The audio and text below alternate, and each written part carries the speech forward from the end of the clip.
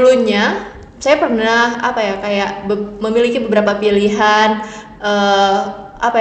ilmu komunikasi dari berbagai universitas, dan alhamdulillahnya saya cocok di Universitas Muhammadiyah Bengkulu, Fakultas Ilmu Sosial dan Ilmu Politik. Di FISIP ini ada 3 program studi, Kak. Itu sudah terakreditasi semua. Untuk di ilmu komunikasi itu sudah baik sekali, alhamdulillah. Dan kemarin sosiologi sudah unggul, alhamdulillah. Kemudian administrasi publik juga sudah terakreditasi baik sekali. Kemudian alhamdulillah sekali, Kak, barusan kemarin Universitas Muhammadiyah Bengkulu sudah terakreditasi unggul. Wah, keren banget sih. Keren banget pokoknya.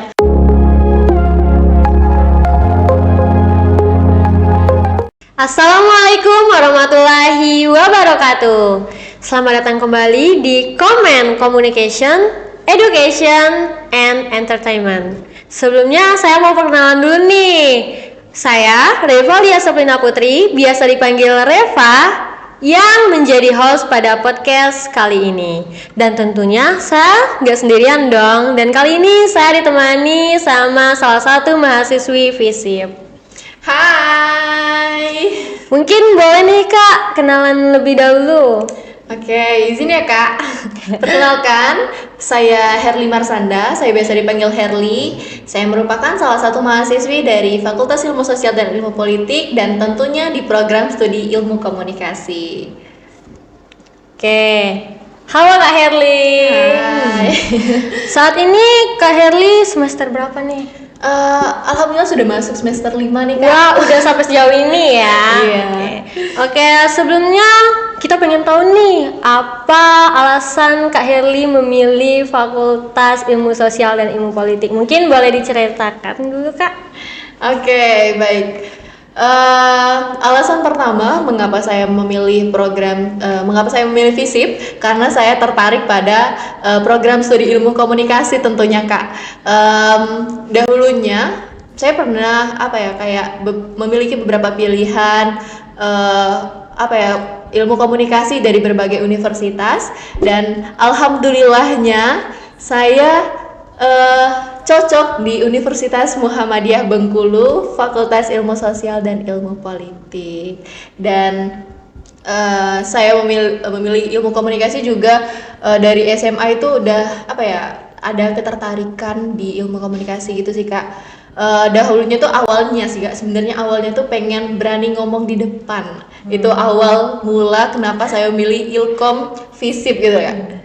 Oh, jadi alasan Kak Herli ini dari awalnya takut buat ngomong di depan, jadi pengen berani gitu ya. Betul. Jadi akhirnya tertariklah masuk ke program studi ilmu komunikasi. Betul Kak ya. sekali. Karena Kak, sebelum masuk ilmu komunikasi kan kita ini sedikit belum berani, minder mau ngomong di depan. Nah, setelah masuk ilmu komunikasi, alhamdulillah sampai saat ini di semester 5 saya sudah berani ngomong di depan, dan beberapa kali saya kayak mengikuti berbagai organisasi gitu Kak. Yeah. Berbagai organisasi. Nah, dari sana saya juga belajar bagaimana cara ngomong di depan orang banyak, seperti itu.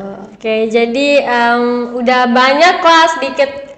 banyak pengalaman yang udah didapetin sama Kak Herli ya. Alhamdulillah sedikit banyaknya. Sedikit banyaknya iya.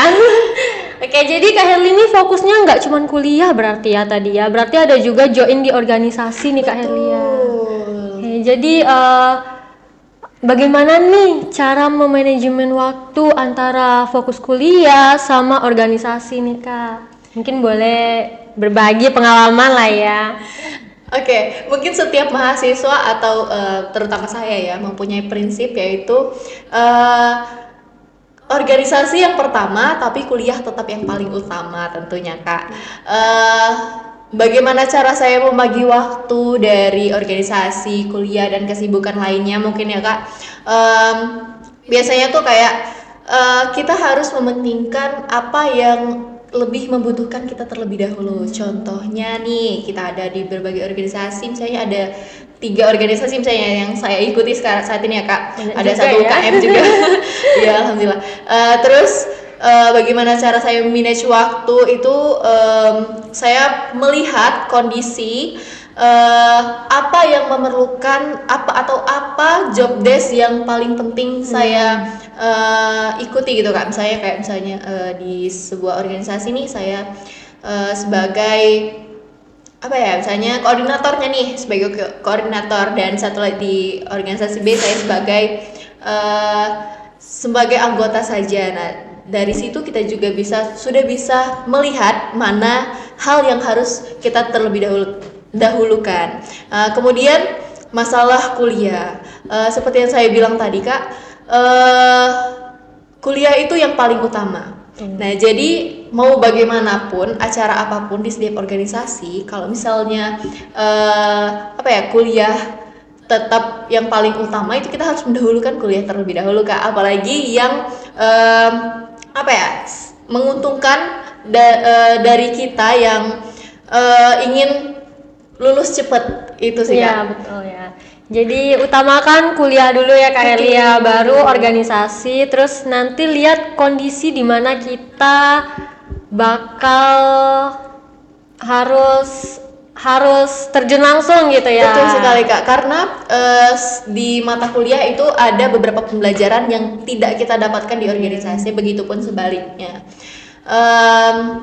Karena organisasi itu sebenarnya banyak sekali mengajarkan kita pengalaman, tapi belajar juga penting karena teori-teori dari situ juga, seperti itu sih Kak. Oke, jadi di organisasi ini banyak sekali ya pengalaman yang bisa kita dapatkan. Betul. Yang nggak bisa kita dapatkan pada saat di bangku kuliah. Betul sekali. Mungkin Kak Herli bisa nih berbagi pengalaman waktu maba. Oh, oke. Maba dulu sebenarnya Kak. Gimana? Aku tuh nggak banyak kenal sama semua orang, dan itu juga sudah tuh aku dulu sulit bergaul karena dari awal itu kan aku kan sering kayak minder gitu ya Kak, karena belum berani kan, makanya mau masuk ilmu komunikasi Biar berani tadi kan ya. Sebenarnya menghindari matematika sih Kak. Kayaknya tujuan kita sama deh. Nah, itu alasannya. Dari maba itu semenjak masuk organisasi, terus banyak kenal juga sama kayak misalnya dorongan dari dosen juga, karena kan dosen FISIP ini udah terkenal dengan asiknya itu loh Kak. Chill gitu kan ya. Iya, udah terkenal dengan asiknya itu. Apalagi dosen Ilkom gitu kan. Udah pada tahu lah ya anak-anak Ilkom.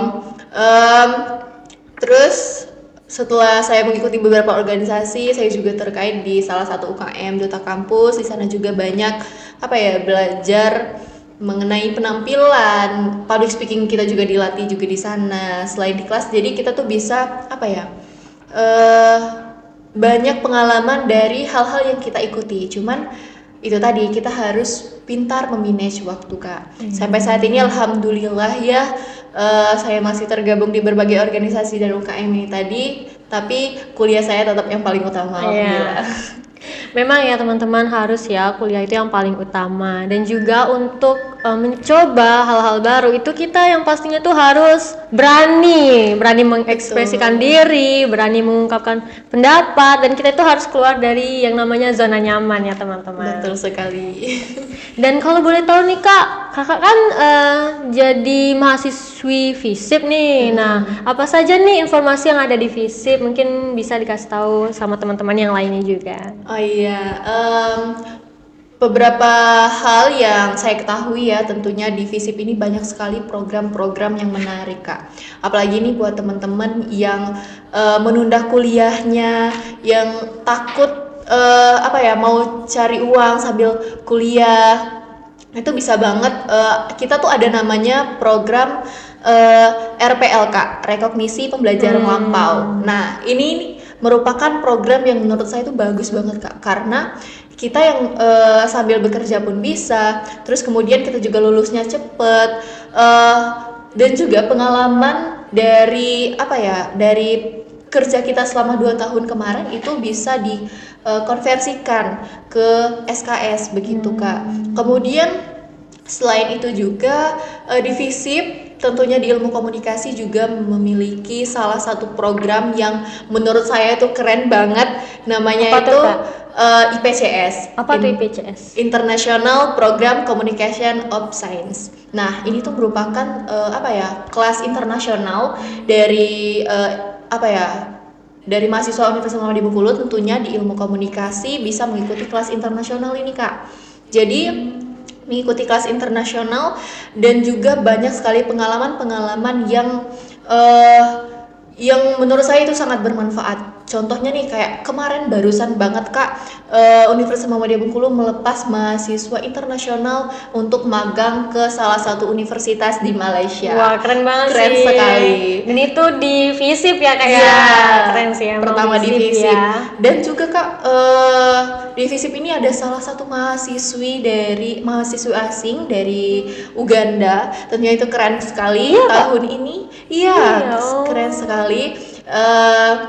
Nantinya mahasiswi ini akan sampai sarjana di sini, dan itu juga menurut saya keren sekali. Semoga nanti di tahun-tahun selanjutnya ada mahasiswi asing lagi ya Kak bergabung di Ilkom, yang tentunya kita sebagai mahasiswa ilmu komunikasi, dosen-dosen ilmu komunikasi juga sangat terbuka sekali dengan mahasiswi-mahasiswi dari luar dan juga mahasiswi baru. Tentunya kami sangat antusias untuk menyambut PKKMB tahun 2025 nanti Kak. Oke, jadi ada beberapa tadi ya program yang ada di FISIP seperti RPL tadi, terus kelas komunikasi internasional tadi ya yang tentunya.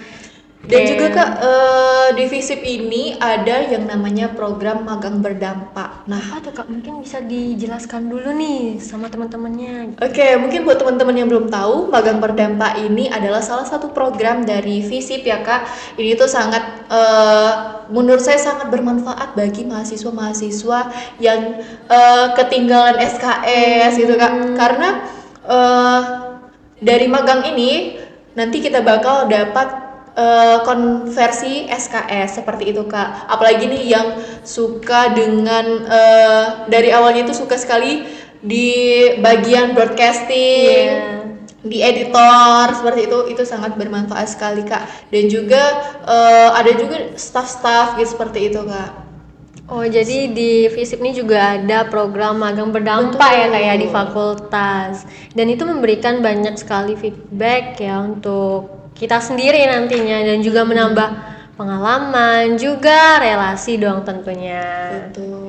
Nah, teman-teman, setelah dengar cerita dari Kak Herli tadi, mungkin teman-teman yang masih bingung buat kuliah di mana, jurusan apa, fakultas apa, mungkin udah tertarik belum ya?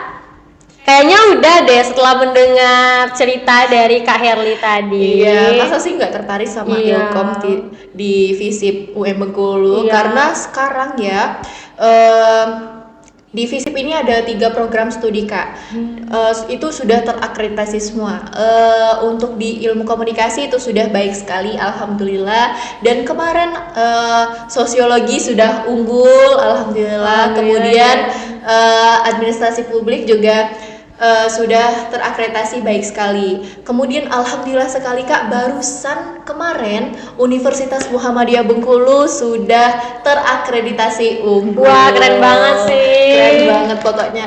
Keren kan? Jadi kita di sini bisa banyak sekali belajar, terutama di ilmu komunikasi, karena menurut saya ya Kak, di ilmu komunikasi ini kita kayak lagi main di playground gitu kan. Iya, kayak kita, jadi nggak terfokus sama teori materi kita juga bisa belajar, explore lebih banyak gitu ya betul Kak. sekali. Kita juga bisa menuangkan kreativitas mahasiswa, apalagi nih Gen sekarang ini pokoknya sangat kreatif ya Kak. Iya.